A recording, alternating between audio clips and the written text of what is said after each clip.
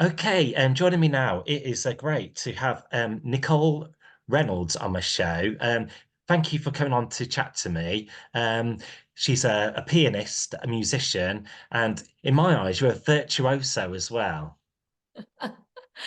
Oh, thanks so much. That's a that's a very nice thing to be called. I wanted to ask, so how did it all begin for you? Where did your love of music begin?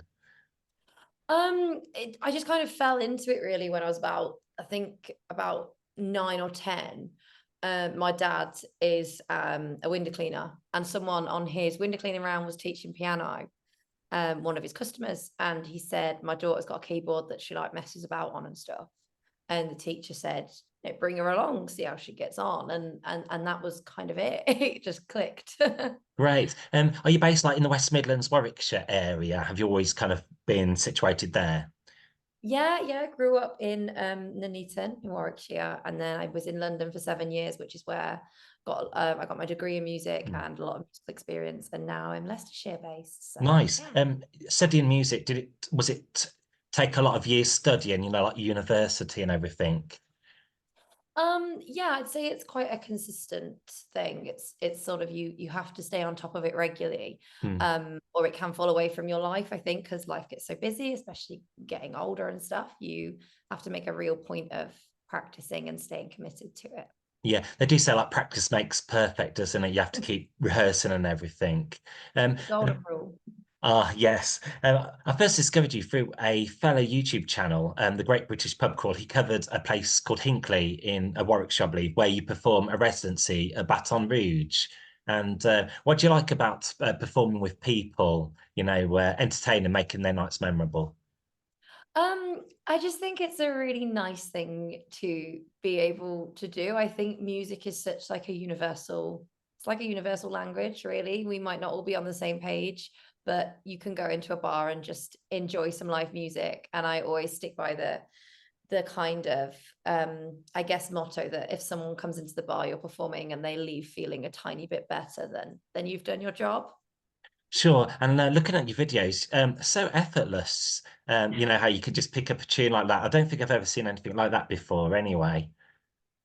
Yeah, thank you. I have what we call in the music industry a good relative pitch. So if I hear something and I'm sat at a piano, I can usually make the connection and figure out the song relatively quickly, which I think has just come with years of practicing. And I used to put the radio on and just play along, and I think that really helped with figuring out songs like that. That is some talent. Not many people can do that. Thank you. Do you find you ad lib as well? Just do it off the cuff. Yeah, yeah. I think improvisation is something that I've got to know over the last kind of, I'd say more so the last 4 or 5 years. I think often traditionally we are learned to read sheet music when we start learning an instrument, and I teach, and my students start on sheet music as well. Because it's like the foundations. I always say it's like building a house. Start with the foundations and go upwards. But then it's really great as well if you can pull away from sheet music and see the arrangement and the improvisational aspects of music Hmm. as well. Great. And like, Christmas time, I bet you know all the Christmas carols off by heart, don't you? Oh gosh, yeah. I think certain songs just become like ingrained into your brain forever, and that's it. They're never going anywhere. Hmm. Not mentioning Christmas, but when I had a bit of kind of when I was playing piano like in my younger years, I always found the Christmas carols good entry level, to do the piano. Yeah, they're a lot of fun. They're a lot Mm, of yeah, they're really enjoyable to start with. I mean, Jingle Bells is kind of the key piece that everyone seems to start with, no matter what time of the year it is. mm. Sure. And I know on your YouTube channel as well, is it Piano Cold? You've got like a mixture of mashups, blending different songs together. That's interesting. Yeah, yeah. So it's Piano Cole, I think, across all platforms like Facebook, Instagram, TikTok, YouTube. It's all Piano Cole. And yeah, I post primarily mashups and experiment with songs, like adding key changes, adding different sections of different songs together. It's very experimental, I'd say, but I just find it quite interesting to do. Mm. And what's the feedback been like the receivership from it? Like, have you been approached by like any, say, like DJs or uh, production companies, Like the feedback generally has been really good for the mashups and the creations that I kind of post online a lot. I think my most common inquiry is people wanting to have them played at their weddings or parties, or Mm. stream them online and things like that, which is obviously really lovely that people see sometimes a small video and want to hear Mm. more. It's really nice. And So that's lovely. What do you enjoy about playing wedding functions? Making it's supposed to be the biggest day of their life, and you make it memorable, don't you? That's a good yeah, feeling.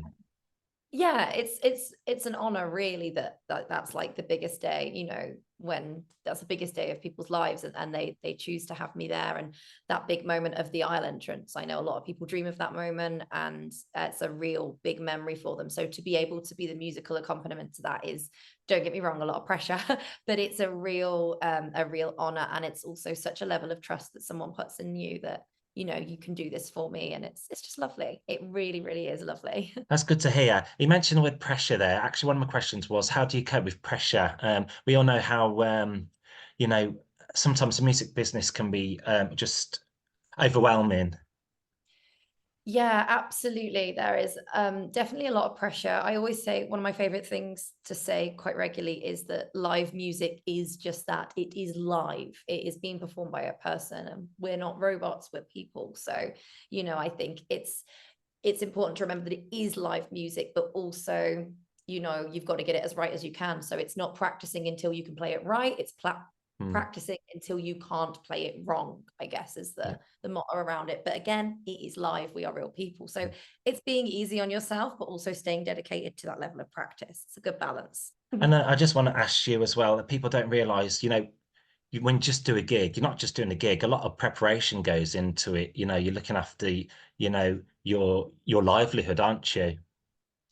Yeah, yeah, there's a lot of prep. Like, I suppose if you go out and watch a band in a bar, you think, oh, that's really cool. That's 90 minutes of entertainment or whatever. But there's so much more that goes into it than that, i.e., Mm. promoting online, rehearsals, arranging the songs, and the nerves and everything as well. There is a lot of time going into that, plus the years of lessons someone has taken to get to that Mm. point. I think it's important to appreciate that. That's understandable as well. And how do you memorize all your pieces? That must take its toll. I do use an iPad, so I'm not fully memorizing them. So as I say, some are just very like Mm, ingrained and just kind of stay there forever. Um, but particularly new pieces, or if it's a high pressure concert or performance. So say for weddings, I will always have an iPad there, just because the pressure is high. It's nice to have your music in front of you. So mm. some things I memorize by like chord patterns and patterns rather than the actual notes. But if it's a high pressure thing, I do always like to have my iPad to hand, just as that backup of remembering the notes. Sure. I wanted to ask as well, on your videos as well, it's quite intriguing. You take two songs with opening similarities in them. So, like, say, one song which come to mind was say, like, "Don't Look Back in Anger" against "Imagine." Do you find there's only so many chords, and with only so many chords, there's so many coincidences? Yeah, absolutely. I always say, there's so many chords, there's so many notes, and some patterns work better than others, so they're always going to get reused. And I just find the similarities of the opening of a song or a certain section of a song can be so similar, so alike, but then everything surrounding it can be so different. So it shows that you can start with the same little group of notes, but actually expanding it can really change it. But I do find it very interesting when you strip back the fundamentals of a song. A lot of songs are really, really similar. And do you find music therapeutic, not only for yourself, but for others as well? Yeah, I think music's very good for the soul. I think it's one of those things that it's like, if you're, I don't know, if you're going to jump on a train for a long train ride, or you're sitting in the car for a long journey, you're going on a walk, how many people switch on their music and listen to it because it's just something nice to have there. So I think Mm. it's really important. And do you see it paying off when you teach like the music, like with your tuitions, how rewarding it can be? Absolutely. I love teaching. It's really, really lovely. I like to do a good balance of teaching and gigs and social media work as well. I really like having the variety of all of those going on, but teaching's actually, um, it's really made me look at music from a different perspective because everybody learns differently. So it's really interesting to see how you could have 20 students and not one of them's going to learn exactly the same as the next one. So I think that's really good. Actually makes me a better musician as well, because it means I can explain things better and more tailored to different people, which is great. And I've got a word for you here. It's called peripatetic. You don't hear that one every day, do you? That's a posh No, word, isn't it? it's fancy. Um, also, moving on, what has been the most unusual place you've performed in? Oh, most unusual. Gosh, that's going to take me a minute to think. Um, I can't think of one. Okay. Well, That's a really, really hard to answer. Nothing's springing immediately to mind. I guess I performed in some of the candlelight concerts where they fill, churches and chapels with mm, candles, musician on, and they're always really beautiful and really interesting, mm. really different. And I had a wedding last month, which was in a castle in Wales, which was really beautiful. So yeah, I guess castles and the big cathedrals and chapels can be really beautiful. So Lovely. And do you have a classical musical background as well? no one in my family is particularly musical, no, but I did start learning as a classical pianist. As I say, with that foundations method, it's good to learn the basics of the sheet music, and I think classical is always a great way to learn the Mm. fundamentals of music. So yeah, I did study classical at the start of my musical journey, but I think for myself, I'm much more now, I'd say pop and jazz when it comes to my playing. Nice. Do you also do, I know you touch with Baton Rouge, that's like country as well. You do a bit of country, maybe a bit of Yeah. Latin as well. It's mainly focused on, good old country styles, but we do embrace all styles of live music there. So although the decor, the theming, and often the playlists are country, we welcome acts that play all different sorts of music as well, because we just have a real big focus on Mm. live music and supporting live and local musicians as well. We think that's such a great thing to be able to do there. Yeah, like, it's a worthy cause, isn't it? Supporting live music. Absolutely, It's absolutely. We need more of it. it's more crucial than ever, isn't it? I wanted to ask, what's your favorite classical musical piece? A favorite which springs to my mind is Moonlight Sonata, but what's yours? Moonlight Sonata is an absolute classic. I think in terms of old school classical music, I'm not really sure, but more modern classical, I'm a big Ludovico Einaudi fan. So I really like the Piece di Venere by Ludovico Einaudi. So I guess that would be the one that springs to mind for me. Nice. And I wanted to ask as well, music is for everyone. Would you like to see like more equal opportunities opening up for, like say disabled people or more opportunities for women in this industry? Do you think there's still a long way to go? Absolutely. I think, more so at the start of my career, but I've had several comments of, pretty harmless comments, but oh, I assumed the pianist would be a man, or oh, I think of a pianist, I think of an older male, in a suit, and that's Mm. obviously not me. So I think, yeah, we're changing the narrative. I think that's super important, and I think it's also good to realize that it doesn't matter who you are, where you're from. If you do have a disability, you can still perform and enjoy music. I mean, look at the young lady Lucy who won the piano series on Channel 4 last year, Oh yeah. um, who is, I believe, autistic and partially sighted. And she plays the piano so phenomenally. That's a hard word. I think it's important for us to remember it doesn't actually matter, all of these things. You can still be a wonderful musician or still really benefit from having music around you.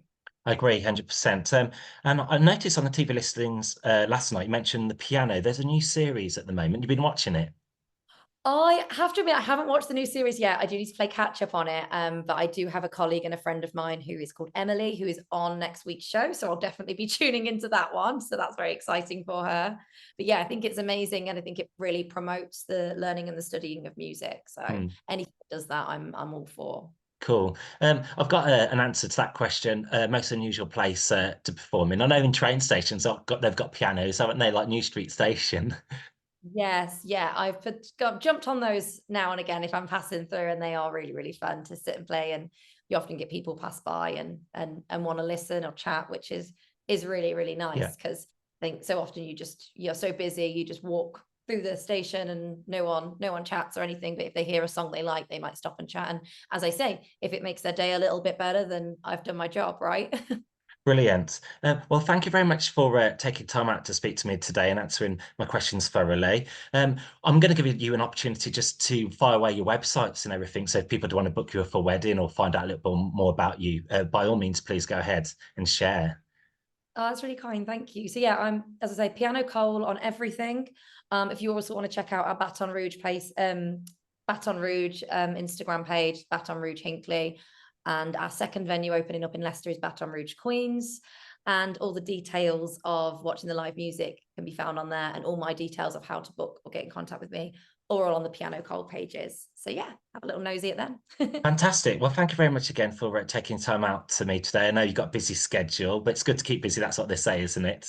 It's always a pleasure. I've looked forward to this interview as well, and keep on entertaining and performing and doing what you do best.